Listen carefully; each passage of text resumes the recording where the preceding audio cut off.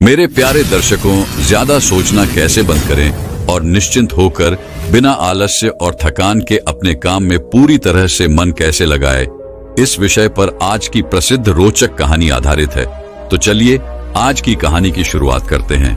दोस्तों, हर कोई यह कहता है क्या हमें जरूरत से ज्यादा नहीं सोचना चाहिए, लेकिन क्या आपने एक पल के लिए यह सोचा है कि जितने भी आजकल आविष्कार हुए हैं, जितने भी वैज्ञानिकों ने किसी चीज का आविष्कार किया है, वह सब उनकी गहरी सोच का ही नतीजा है। अगर वे लोग इतना ना सोचते, इतने गहन चिंता ना करते, तो वे भला इस प्रकार के आविष्कार कैसे कर पाते। अब आपके मन में यह प्रश्न उठ रहा होगा कि आखिर यह भी तो सत्य ही है, फिर आखिर लोग ऐसा क्यों कहते हैं कि हमें ज्यादा नहीं सोचना चाहिए।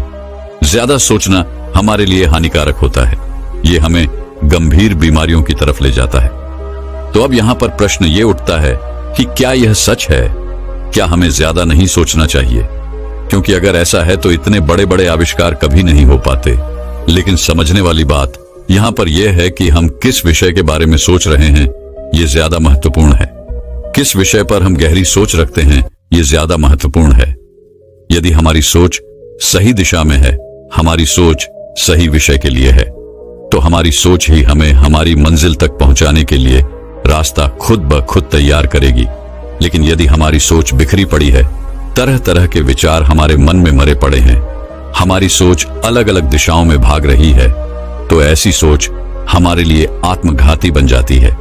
जिस प्रकार एक नदी जो केवल एक ही दिशा में बहती है और उसका बहाव एक ही तरफ होता है, ठीक उसी प्रकार हमारी सोच भी एक ही दिशा में होनी चाहिए, एक ही विषय पर होनी चाहिए, तभी वह हमारे लिए एक वरदान साबित होती है। लेकिन जरा सोचिए, यदि वही नदी अपनी धाराएं यहां वहां बिखेर दे, वो अलग अलग दिशाओं में बहने लगे, तो इससे क्या लोगों को नुकसान नहीं होगा? तो इससे क्या वह विनाशकारी नहीं बन जाएगी? दोस्तों, आपने देखा होगा कि सर्दियों के समय पर लोग अक्सर आग तापते हैं, और यह आग तापना उस समय हर किसी को पसंद होता है। हर कोई आग ताप कर अपने शरीर के तापमान को व्यवस्थित करने का प्रयास करते हैं, और सर्दियों में आग तापने से हमें बहुत आनंद भी मिलता है। लेकिन यह आग हम थोड़ी दूर रहकर ही ताप सकते हैं। यदि हम उसमें अपना हाथ ही डाल दें, तो क्या वो आग हमें जला नहीं देगी? ठीक उसी प्रकार हमारी सोच भी होती है। हमारी सोच की सही दिशा और सही मूल्यांकन होना अति आवश्यक है। इसलिए अपनी सोच को एक सही दिशा देना अति आवश्यक है। और यह किस विषय पर है, इस पर भी आपका ध्यान होना चाहिए, तभी यह आपके लिए वरदान साबित होगी। अन्यथा यदि आप बेवजह की सोच में लगे हुए हैं, आपकी सोच तरह तरह की दिशाओं में घूम रही है, तरह तरह के विषयों पर है, और आपको यह खुद नहीं पता कि आप किस विषय पर ध्यान रख रहे हैं, तो फिर यह आपके लिए एक अभिशाप भी साबित हो सकती है। इसे और अच्छे से समझने के लिए आज की जो कहानी मैं आपको सुनाने जा रहा हूं, इस कहानी के माध्यम से आप यह समझ सकेंगे कि आपको किस दिशा में सोचना चाहिए, कैसे सोचना चाहिए, और जिस सोच के कारण आप हमेशा परेशान रहते हैं, हमेशा चिंतित रहते हैं, यही आपकी कमजोरी आपकी ताकत बन जाएगी। आपको सोचने का एक नया नजरिया मिलेगा, आपको सोचने का एक नया रास्ता मिलेगा। इसलिए इस कहानी को अंत तक जरूर देखिएगा। ये कहानी बहुत समय पहले की है, जब लोग पैदल ही सफर किया करते थे। लोगों के पास उतने संसाधन नहीं थे कि वह एक जगह से दूसरी जगह के लिए किसी साधन का उपयोग कर सके। जब किसी को एक नगर से दूसरे नगर में जाना होता था, तो वे लोग पैदल ही जाया करते थे या फिर घोड़ा गाड़ी का इस्तेमाल किया करते थे, जिस कारण उन्हें एक नगर से दूसरे नगर जाने तक अत्यधिक समय लगाना पड़ता था। कई कई बार तो 3 दिन भी लग जाते थे। उस समय की बात है, एक छोटा सा गांव था। उस गांव का नाम था श्यामपुर, और उस गांव में एक युवक रहता था जिसका नाम था अशोक। अशोक अभी नौजवान था, उसकी उम्र केवल 25 वर्ष थी, और वह बिल्कुल हट्टा कट्टा था, नौजवान था, उसके अंदर जोश और उत्साह भरा हुआ था। वह किसी भी काम को पूरी मन, लगन और मेहनत के साथ करता था, और अपने कामों को अंजाम तक पहुंचाकर ही वह दम लिया करता था। और तो और जब भी वह किसी के साथ कुछ बुरा होता हुआ देखता, तो वह चुप नहीं बैठता, बल्कि उसके खिलाफ वह आवाज उठाता, उसका विरोध किया करता, जब तक कि सामने वाला अपनी गलती का एहसास ना कर ले, उसके लिए वह माफी ना मांग ले, या फिर उसका हर्जाना देने के लिए वह तैयार ना हो जाए। अशोक की मां पहले ही गुजर चुकी थी। अब उसके घर में कोई बचा था तो वह थे उसके पिता, जो अशोक से बहुत प्रेम करते थे और वह अशोक के इस स्वभाव के बारे में भी भली भांति जानते थे। और वह अशोक के इस स्वभाव के कारण ही अत्यधिक चिंतित भी रहते थे, क्योंकि वह जानते थे अशोक बहुत ही आक्रामक स्वभाव का है, जिस कारण उनके मन में हमेशा एक डर बैठा रहता था। वह हमेशा चिंतित रहते थे कि अशोक अपनी जवानी में कुछ गलत ना कर बैठे। और जब भी अशोक किसी काम के सिलसिले में एक नगर से दूसरे नगर की ओर जाता तो उसे कई दिन लग जाते थे। कई दिनों तक वह घर वापस ही नहीं लौटता था। इस बीच अशोक के पिता बहुत चिंतित रहते। वह हमेशा कुछ न कुछ अनहोनी को लेकर सोचते रहते। वो ये सोचते कि मेरे बेटे के साथ कुछ गलत ना हो जाए। इस तरह के कई ख्याल उनके मन में घूमते रहते अपने बेटे की चिंता में। वह कभी कभार तो खाना पीना तक भी भूल जाया करते थे। जब तक अशोक घर नहीं लौटता था तब तक वह हमेशा चिंता में ही रहते, हमेशा कुछ न कुछ अनहोनी के बारे में ही सोचा करते। और यह बात पूरे गांव को अच्छी तरह पता थी। और उस गांव में अशोक के कुछ दुश्मन भी थे, जिन्हें यह बात अच्छे से पता थी कि अशोक के पिता अशोक को लेकर अत्यधिक चिंतित रहते हैं और वह अत्यधिक सोचते हैं। एक बार अशोक किसी काम से दूसरे नगर की ओर गया था और अशोक के दुश्मनों ने इस बात का फायदा उठाया। अशोक के दुश्मनों ने पूरे गांव में यह बात फैला दी। केशव की घोड़ा गाड़ी रास्ते में ही पलट गई। दूसरी तरफ अतिरिक्त गहरी खाई थी और अशोक उसी में जा गिरा, जिससे उसकी मृत्यु हो गई। यह बात पूरे गांव में आग की तरफ फैल गई और यह बात धीरे धीरे अशोक के पिता के कानों में भी पड़ी। अशोक के पिता ने जैसे ही यह बात सुनी तो उनके पैरों तले जमीन खिसक गई और उन्हें यह समझ नहीं आया कि वह क्या करें। उनका इकलौता पुत्र था जो अब इस दुनिया में नहीं रहा। इस छोटे से ख्याल ने उनके मन को पूरी तरह से तोड़ दिया। वह अंदर से पूरी तरह से टूट चुके थे, बिखर चुके थे। उनकी आंखों से झज्जर आंसू बह रहे थे। देखते ही देखते अचानक वह जमीन पर गिर पड़े और बेहोश हो गए। लेकिन अच्छी बात यह थी कि वहां पर गांव के आसपास के कुछ लोग उपस्थित थे। उन्होंने तुरंत ही उन्हें उठाया और वैद्य के पास ले गए। वैद्य ने जांच पड़ताल की और उन्हें एक दवा दी, जिससे अशोक के पिता की जान तो बच गई। लेकिन अभी उनके मन में बस वही ख्याल घूम रहा था। अब भी उनका दिल बैठा जा रहा था। वह यह समझ नहीं पा रहे थे कि वह किस तरह से यह पता करें कि उनका बेटा कहां है और उसे क्या हुआ है। ऐसा कोई साधन भी नहीं था जिसे वह अपने बेटे की खबर ले सके, जिस कारण वह तिल तिल मरे जा रहे थे। उनका मन बैठा जा रहा था। वह अपने बेटे को देखना चाहते थे, जिस कारण उनकी हालत दिन ब दिन खराब होती जा रही थी।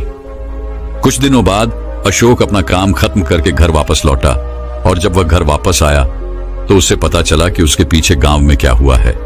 जैसे ही उसे यह पता चला वह अत्यधिक क्रोधित हो उठा।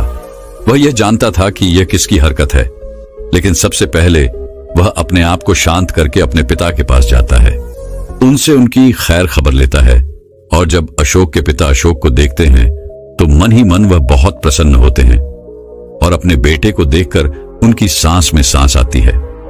उसके बाद अशोक अपने पिता से कहता है पिताजी, ये बात आपसे किसने कही थी कि मेरी घोड़ा गाड़ी रास्ते में पलट गई थी और मैं गहरी खाई में जा गिरा था, जिस कारण मेरी मृत्यु हो गई। ये झूठी खबर आप तक किसने पहुंचाई? इस पर उसके पिता कहते हैं, बेटा, गांव में हर कोई केवल एक ही बात कह रहा था और यह बात मेरे भी कानों में पड़ी।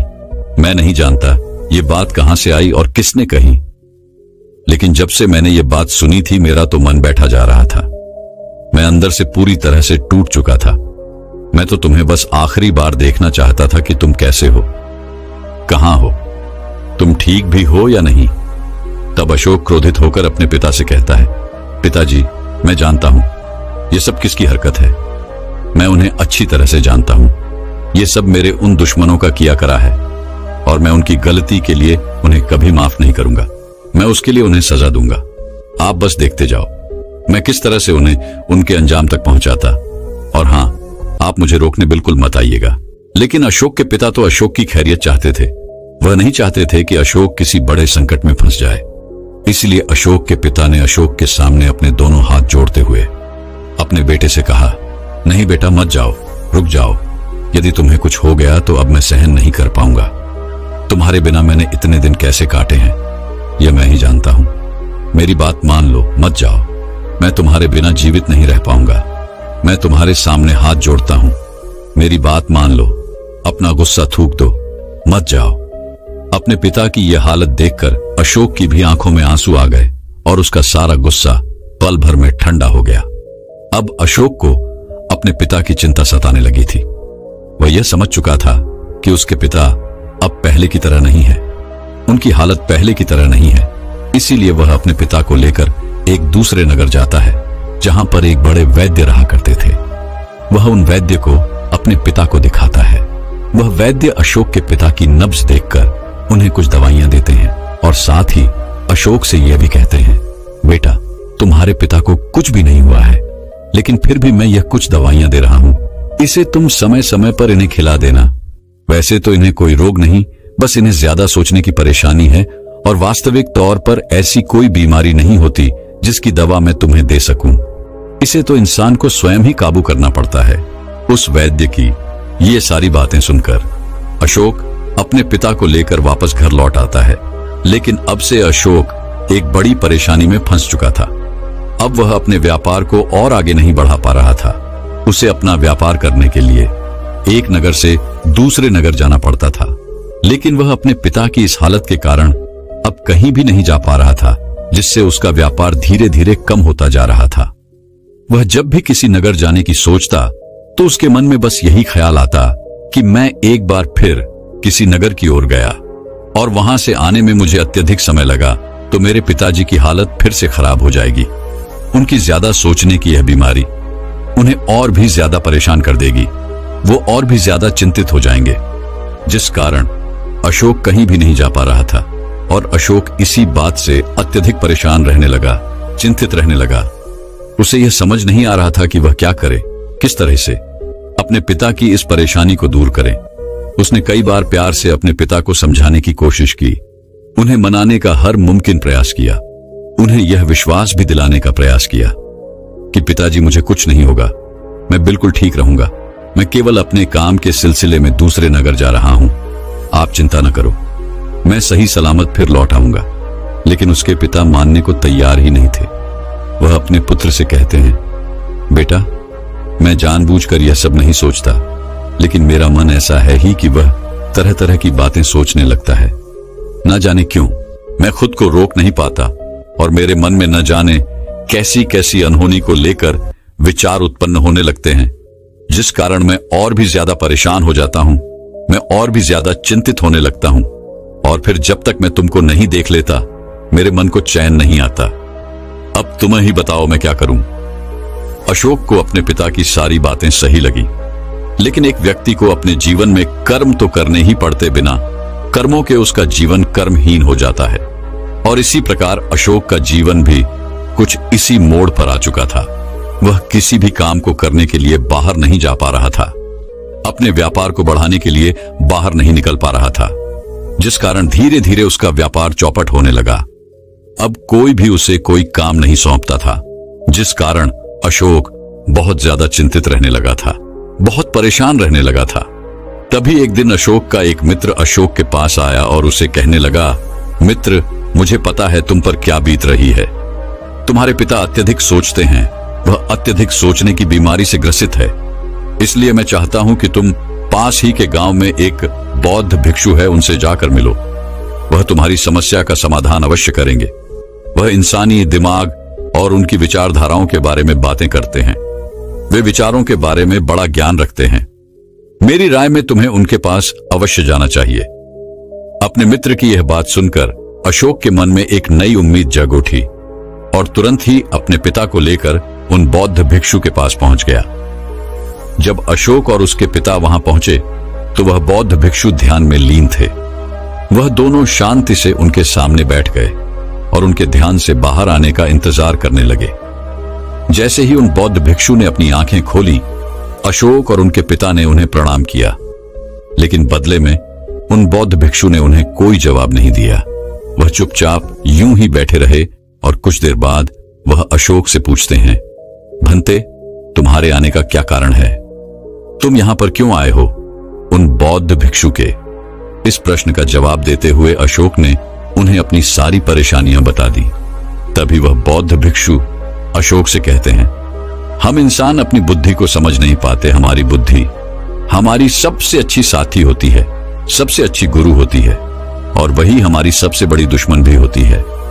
जैसा कि तुमने बताया, उस वैद्य ने तुमसे कहा था कि इन्हें कोई बीमारी नहीं है, ये तो केवल जरूरत से ज्यादा सोचते हैं। और इंसान जब अपने मन पर काबू नहीं रख पाता तो वह भला अपने दिमाग पर कैसे काबू करेगा।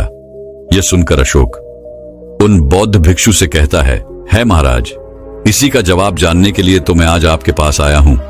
यदि इसका कोई हल आप मुझे बता सके तो आपकी बहुत कृपा होगी।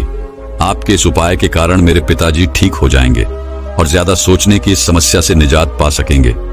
तभी वह बहुत भिक्षु अशोक से कहते हैं, भंते, ज्यादा सोचना कोई गलत बात नहीं है, कोई बुरी बात नहीं है, लेकिन इंसान अक्सर उन्हीं चीजों के बारे में अतिरिक्त सोचता है जो उसके काम की होती ही नहीं, जिससे उसके जीवन पर कोई प्रभाव नहीं पड़ने वाला होता। जो बातें व्यर्थ की होती है वही चीजें वह हमेशा सोचता रहता है। अर्थात एक व्यक्ति चिंताओं के साथ अपने आप को कुछ इस तरह से चिपका लेता है कि वह उसे छूटना ही नहीं चाहता। इसलिए आज मैं तुम्हें ऐसे 6 सिद्धांत बताने वाला हूं जिससे अपने जीवन में उतार कर तुम्हारे पिता ज्यादा सोचने की इस बीमारी से ठीक हो सकते हैं, इस परेशानी से निजात पा सकते हैं। आगे वो बौद्ध भिक्षु अशोक को पहला सूत्र बताते हुए कहते हैं, अपने विचारों को समझना, और इसमें हमें मौन रहकर यह देखना होता है कि हमारे मन में किस तरह के विचार उत्पन्न हो रहे हैं, किस तरह की सोच हमारे मन में है। हम अपने आप को जान पाते हैं, समझ पाते हैं, और जब हम मौन होते हैं तो हम किसी भी प्रक्रिया में शामिल नहीं होते, जिससे हम अपने मन के विचारों को पढ़ सकते हैं, उन्हें भली भांति देख सकते हैं, और यह भी जान सकते हैं कि हमारे मन में किस प्रकार के विचार उठ रहे हैं। और ऐसा करने से धीरे धीरे हमें यह समझ में आने लगता है कि हमारा मन किस प्रकार का है, वह किस प्रकार की सोच रखता है, और तब हम ये भी समझाते हैं कि हमारे विचार किससे संबंधित है। और बस तब हमें यह पता करना होता है कि इन विचारों के उठने का कारण क्या है, क्योंकि यही विचार जो सबसे ज्यादा संख्या में हमारे अंदर आते हैं, हमारे दिमाग में आते हैं, वही हमारा स्वभाव बन जाते हैं। हमारा स्वभाव इसी प्रकार का होता चला जाता है। इसलिए हमें मौन रहकर अपने विचारों पर ध्यान देना चाहिए, इन्हें समझना चाहिए, इन्हें परखना चाहिए, और यह पता करना चाहिए कि यह विचार क्यों उत्पन्न हो रहे हैं। आगे वह बौद्ध भिक्षु अशोक को अगली बात बताते हुए कहते हैं, अपने सारे विचारों को एक ही काम पर लगा दो। वह बौद्ध भिक्षु कहते हैं कि जब भी तुम्हारे मन में ऐसे कोई विचार उत्पन्न हो रहे हों, तब ऐसे वक्त पर तुम किसी ऐसे काम में जुड़ जाओ जिस काम को करना तुम्हें पसंद हो। उस काम में पूरी तरह से शामिल हो जाओ, उस काम को पूरे ध्यान से करने लगो। लेकिन ऐसा करते वक्त तुम्हारा मन, तुम्हारे विचार तुम्हें भटकाने का प्रयास जरूर करेंगे, लेकिन तुम्हें हिम्मत नहीं हारनी है। तुम्हें बार बार अपने मन को पकड़ना होगा, उसे बार बार एक जगह पर केंद्रित करना होगा। और ऐसा मत समझना कि ऐसा केवल एक ही बार में हो जाएगा। इसके लिए तुम्हें सतत निरंतर अभ्यास करना होगा। जब तुम निरंतर इस चीज का अभ्यास करोगे तो तुम देख पाओगे कि देखते ही देखते यह तुम्हारा स्वभाव बन जाएगा, और आप पूरे तरीके से अपने विचारों को संगठित करके किसी भी काम पर अपना पूरा ध्यान लगा पाओगे। किसी भी काम को पूरे मन और लगन के साथ करने में सक्षम हो पाओगे। और जब हम किसी सूत्र को अपने जीवन में उतार रहे होते हैं तो उस समय हमें यह भी ध्यान रखना चाहिए कि हम एक ही विचार के बारे में अपने भीतर की गहराई से सोचें। मान लीजिए आपके मन में कई तरह के विचार उत्पन्न हो रहे हैं, और ऐसे में आप यह नहीं समझ पा रहे कि आपको क्या करना चाहिए, तो ऐसे में मौन बैठ जाइए और उसके बाद किसी एक विचार को पकड़िए और उस विचार की गहराई में उतरते चले जाइए, ताकि उस विचार की जड़ तक आप पहुंच सके, ये पता कर सकें कि यह विचार कहां से उत्पन्न हुआ है। और जब आप अपना पूरा ध्यान केवल एक ही विचार पर लगा देंगे, यह जानने में लगा देंगे कि वह विचार कहां से उत्पन्न हुआ है, तो आप उस विषय के बारे में और भी ज्यादा जान पाएंगे, समझ पाएंगे। आप उस विषय के बारे में और भी ज्यादा ज्ञान अर्जित कर पाएंगे। आगे वह बौद्ध भिक्षु अशोक को अगला सूत्र बताते हुए कहते हैं, निरंतर शारीरिक व्यायाम या नाच गाना या फिर कोई भी ऐसे प्रकार की क्रिया जिसमें हमारा मन पूरी तरह से लिप्त हो जाता है, पूरी तरह से शामिल हो जाता है, हम में से हर किसी को कोई ना कोई ऐसा काम जरूर पसंद होता है जिसे करते वक्त हमारे मन में कोई विचार उत्पन्न नहीं होते। हम उसमें पूरी तरह से लिप्त हो जाते हैं। हमारे आसपास क्या घट रहा है यह भी हमें पता नहीं चल पाता, और ऐसा करते वक्त हमारे मन को बहुत सुकून भी मिलता है, हमारे मन को शांति मिलती है। और यदि आपको यह बात पता है और उसके बाद भी आप इस क्रिया को नहीं करते, तो इसमें गलती किसकी है, इस बारे में विचार जरूर कीजिएगा। आगे वह बौद्ध भिक्षु अशोक को अगला सूत्र बताते हुए कहते हैं, जब हमारे दिमाग में तरह तरह के विचार उत्पन्न होते हैं, जब हमारा मन हमें तरह तरह के विचारों में फंसा देता है, तो ऐसे समय पर हमारा दिमाग गर्म होने लगता है और उसकी ऊर्जा अत्यधिक खपत होने लगती है और वह ठीक ढंग से काम नहीं कर पाता, वह सोच नहीं पाता, वह समझ नहीं पाता। इसलिए अपने दिमाग को ठंडा रखने के लिए ऐसी चीजें खानी चाहिए जो दिमाग को ठंडक पहुंचाती है, जिससे हमारे शरीर को ठंडक मिलती है, ताकि हमारे पूरे शरीर का रक्तताप ठंडा रह सके, साधारण रह सके। जैसे कि हरी सब्जियां, ताजे फल, अगर हम इन चीजों का सेवन करते हैं तो हमारा दिमाग एकदम शांत बना रहेगा और हम ज्यादा सोचने समझने में सक्षम हो पाएंगे, और इससे हमारे सामने आने वाली समस्याओं में भी हमारा दिमाग कुछ ना कुछ बेहतर ढंग से तो काम करता ही है। आगे वह बौद्ध भिक्षु अशोक को अगला सूत्र बताते हुए कहते हैं, इधर उधर की बातें सोचने से अच्छा है कि हम अपने विचारों को एक रचनात्मक कार्य पर लगाएं, क्योंकि इधर उधर की बातें सोचने से कहीं अच्छा है कि हम किसी ऐसे कार्य में जुट जाएं, किसी ऐसे कार्य में लिप्त हो जाएं जिससे हमारा मन एकाग्र हो सके और उस कार्य में कुछ ना कुछ क्रियाएं हो रही हों, कुछ ना कुछ रचना हो रही हो जिससे हमारे मन को खुशी मिलती है। जैसे कि आपने देखा होगा कि कुछ महिलाएं सिलाई करती हैं और जिसमें उनका पूरा ध्यान लगा होता है, इसलिए उनके सहारे उनके सारे विचार उसी काम पर लगे होते हैं और उसमें रचना भी हो रही होती है। इसी कारण वह अपने मन को शांत भी रख पाती है, क्योंकि उनका पूरा ध्यान एकाग्र होता है, उस कार्य पर होता है, उस रचना को निर्मित करने में होता है। इसी तरह हमें भी अपना ज्यादा से ज्यादा समय बच्चों के साथ बिताना चाहिए, क्योंकि जितना समय हम बच्चों के साथ बिताते हैं हम खुद भी बच्चे बन जाते हैं, और ऐसे समय पर हम बहुत अच्छा महसूस करते हैं, हम अपने आप को खुश महसूस करते हैं। बेकार की चिंताओं से दूर हम अपने मन को एकाग्र कर पाते हैं, उनकी हंसी में, उनकी क्रियाओं में हम पूरी तरह से लिप्त रहते हैं। हमेशा बस ये समझने की जरूरत है कि ये चिंताएं सब बेकार की बातें हैं, क्योंकि जो होना है उसे कोई नहीं टाल सकता, वह तो होकर ही रहेगा, आप उसमें कुछ नहीं कर सकते। आपका कर्म है प्रयास करना, और उसके अलावा आप कुछ भी नहीं कर सकते। आप कर्म कर सकते हैं, लेकिन उसके बाद का जो परिणाम है वह आपके हाथों में नहीं है, और जो हमारे हाथों में है ही नहीं उसके लिए व्यर्थ चिंता करके क्या फायदा। इसलिए भगवान श्री कृष्ण के द्वारा कहा गया यह एक एक शब्द अपने मन में अवश्य हमेशा याद रखिएगा, जो हो रहा है अच्छे के लिए हो रहा है, और जो होगा वह भी अच्छे के लिए ही होगा। जो बीत गया उसे भूल जाओ और अपने वर्तमान पर अपना ध्यान लगाओ। दोस्तों, आपने देखा होगा आज के समय पर हर घर में कोई ना कोई एक ऐसा व्यक्ति आपको जरूर मिलेगा जो डिप्रेशन का शिकार है, और यह बीमारी केवल ज्यादा सोचने की वजह से होती है, जिसके लिए हमें तरह तरह की दवाइयां खानी पड़ती हैं। लेकिन जरा आप सोचिए, हमने जो आदत पाली है, इस आदत को क्या हम दवाइयों से ठीक कर सकते हैं? हाँ, ये जरूर हो सकता है कि इन दवाइयों से आपके लिए थोड़ा देर राह जरूर हो, लेकिन यह आपको कभी भी शांति नहीं प्रदान कर सकती, आपके मन को कभी भी एकाग्र नहीं कर सकती। जैसे यदि हम रात में जब सोने जाते हैं तो अधिकांश लोग जो डिप्रेशन के शिकार हैं उन्हें नींद की गोली दी जाती है, उसे खाकर वह चैन से सो जाते हैं। लेकिन अगले दिन हम क्या करेंगे कि हमें फिर से वही गोलियां खानी चाहिए, और यदि हम ऐसा करते हैं तो हमें उन गोलियों की आदत पड़ जाती है, निरंतर हम उस गोलियों को खाने लगते हैं। इसलिए इन चीजों से दूर रहने का प्रयास करें, अपने मन को शांत बनाए रखें। और आज की यह जो वीडियो है, इसे बनाने का हमारा मुख्य उद्देश्य यही है कि आप अपना इलाज स्वयं कर सकें, क्योंकि हर चीज का इलाज आपके भीतर ही है। ये प्रकृति कुछ इसी तरह से बनाई गई है, बस इसके लिए आपको अपने ऊपर, अपनी सोच पर, अपने दिमाग पर थोड़ा सा काम करने की जरूरत है, थोड़ा सा ध्यान देने की जरूरत है।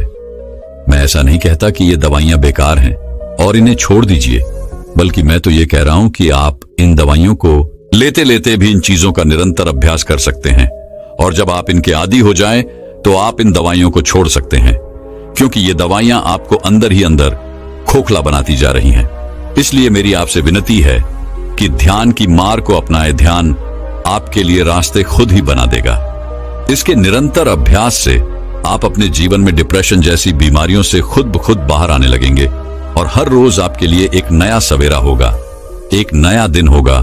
हर रोज एक नया उठता हुआ सूरज आपका इंतजार करेगा। मुझे उम्मीद है कि आप मेरी इस बात को अच्छी तरह से समझ गए होंगे, और यदि आप सच में हमारी बात लोगों तक पहुंचाना चाहते हैं तो इस वीडियो को शेयर जरूर कीजिएगा।